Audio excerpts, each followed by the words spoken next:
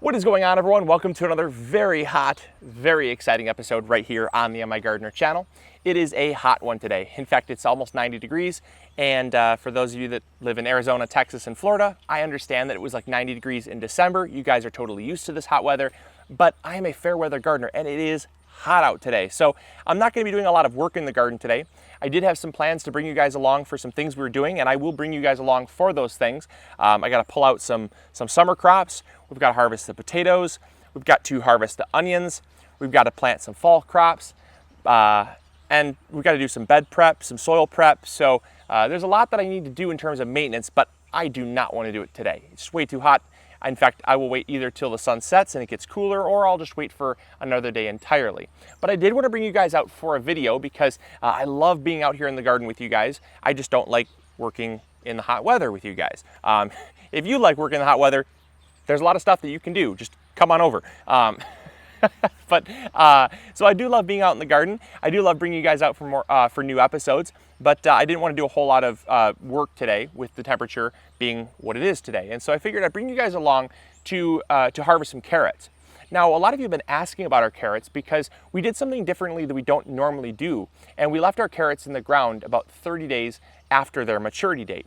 Now, the carrots behind us, they'll mature. They're a variety. We've planted Danvers half-long, Giant Imperator, Little Fingers, and I think Scarlet Nance, something like that. Yeah, Scarlet Nance. So there was 4 or 5 varieties we planted, and we might have even planted a couple purple carrots in there somewhere. But we planted about 4 or 5 different varieties, and those carrots all mature right around 40 to 60 days. However, what we found is that when we did pull the carrots at right around 45 to 50 days, they were really small. In fact, they'd hardly sized up at all. And so I stopped the harvest. I basically said, it's not worth pulling them right now. We're not really getting anything to enjoy. Definitely not worth the bed space that it took up. Let's just let them sit in the ground and see what happens. So right now we're going right around 70 to 75 days since planting these carrots. Now again, that's a long shot. That's almost double the amount of time past the 40 to 45 days. But because the growing conditions were so weird, I wanted to leave them in the ground just to see what would happen. And a lot of you have been asking, Luke, what's up with the carrots? I still see they're in the ground. Every video you show them, I thought you'd have harvested them by now. They haven't gone to seed yet. What's going on with them? And so I figured I'd bring you guys out here, just talk about them, harvest them, and let's see what happens when you leave carrots in the ground well past their maturity date. Regardless of what we pull up, I think this really serves as a great learning experience for all of you. And I really hope that you guys learn from this, that you can't always go by the packet.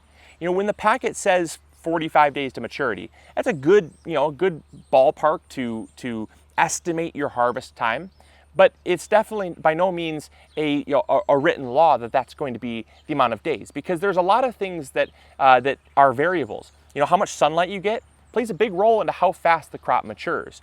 How much rain you get plays a big role into how fast the crop matures. How healthy your soil is, how warm the temperatures are, things like that.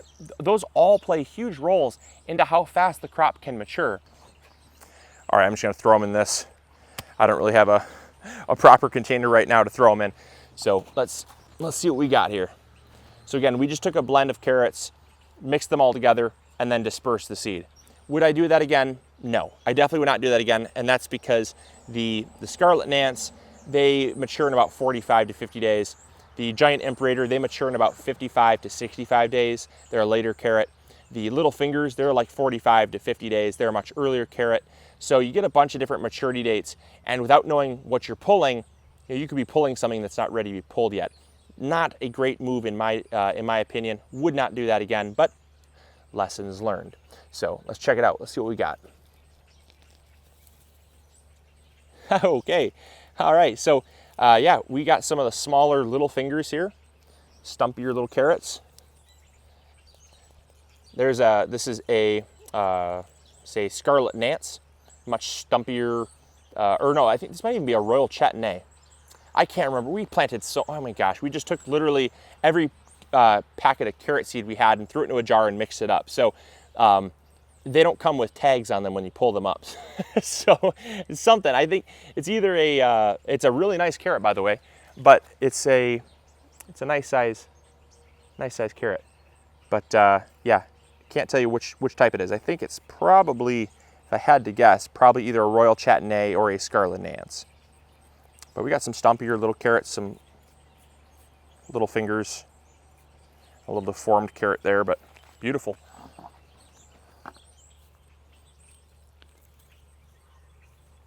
Yeah, see, that's a good carrot. I'm not complaining about that whatsoever.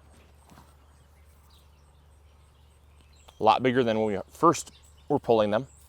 They've gotten about twice as large. Oh yeah, look at that. Yeah, I think these are the little fingers actually. These are really nice carrots. Look at that, beautiful, absolutely incredible, gorgeous carrots. The soil is just so soft,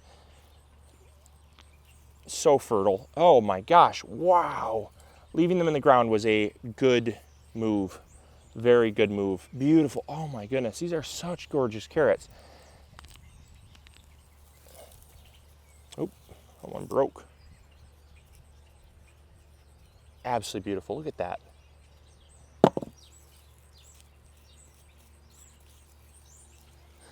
It's incredible. Absolutely gorgeous. Really pretty. Some are still very small, but that's okay. Now again, a lot of you are going to ask, Luke, how'd you get your carrots so straight? How'd you get your carrots to not be all bent and all misshapen? Well, the secret is to have very loose soil. Very loose soil. As you can see, our soil is a mixture of compost and perlite. We just took perlite and added it to the bed so that it's very loose and well draining. And then once you have very loose soil, that encourages the carrots to go straight down throughout the soil and not hit anything and make any left turns or right turns. But also we deep water, and when we deep water, it encourages the roots to go down deeper to find that water rather than just surface watering. And that's how you get carrots like that. Look at that. Wow, that is a absolutely stunning carrot. Wow, check that out. Look at that. That's a gorgeous carrot. Look at that. That is a hefty carrot right there. Beautiful. Oh my gosh, you guys, these are incredible. Leaving them in the ground was a very smart decision. Now look at this, you guys, this is the funniest carrot. So this is what's called a Parisian carrot. Now a lot of you have said, Luke, a lot of my carrots that I'm growing are super short, stumpy, and look like radishes. What'd I do wrong? That is a Parisian carrot. That is how they're actually supposed to look.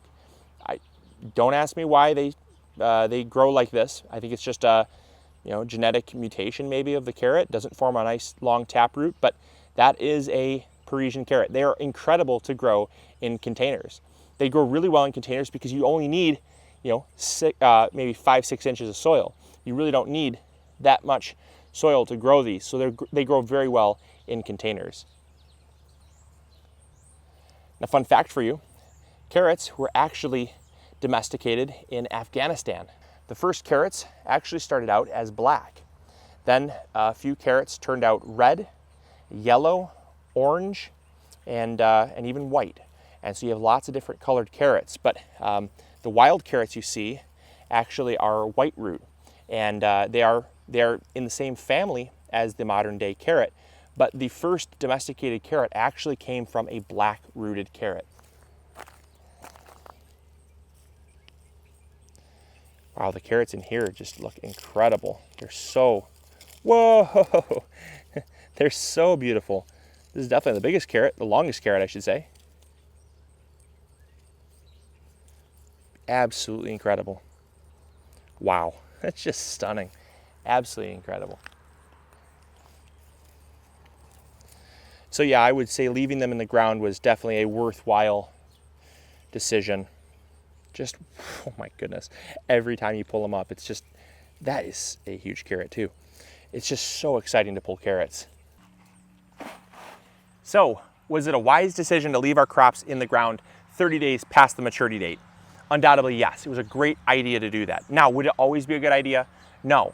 And that's really where gardener's intuition comes in. Now, I do have a video planned, but if you guys don't want to see it or aren't interested in it, just let me know. But if you are interested, drop a comment in the comments box below, because there's a lot of times where gardener's intuition comes in and a lot of people don't know how to use it. A lot of people don't know really how to activate their gardener's intuition. We all have it as gardeners. We all have the ability to kind of think outside the box, think outside the status quo, and use our gardener's intuition to say, this can be done, or I think this can be done, to give me results that are better than what I'm getting right now, or to increase the chance of success in the garden.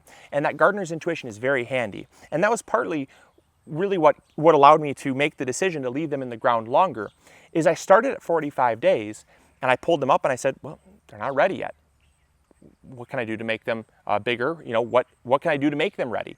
Well, I can leave them in the ground longer. If I do that, what are my risks? What are my rewards?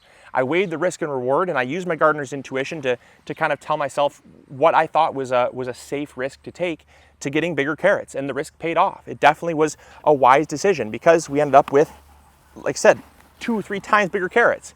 Absolutely incredible haul. So stoked about this. Now, is this the biggest carrot haul in the world? Absolutely not. But it's such a fun crop to grow. It's always something that we really like to grow because it's exciting for Geneva. It's exciting for me to pull these carrots, because you never know what you're going to pull up until you pull them up from the ground. And so I love to grow them. And so I'm really, really happy that I was able to grow these carrots. I hope you guys are having success wherever you're at, and I really do hope that you're growing bigger going home. It's been a really, really odd year. It's been hot, it's been cold, it's been rainy, it's been dry. We've had everything this year. And so regardless of what the season is for you, I really hope that you're just making the best of it, growing bigger going home, and I really hope this video inspired you to do so. So as always, this is Luke from the MIgardener channel, reminding you to grow big or go home. And as always, we'll catch you all later. See ya.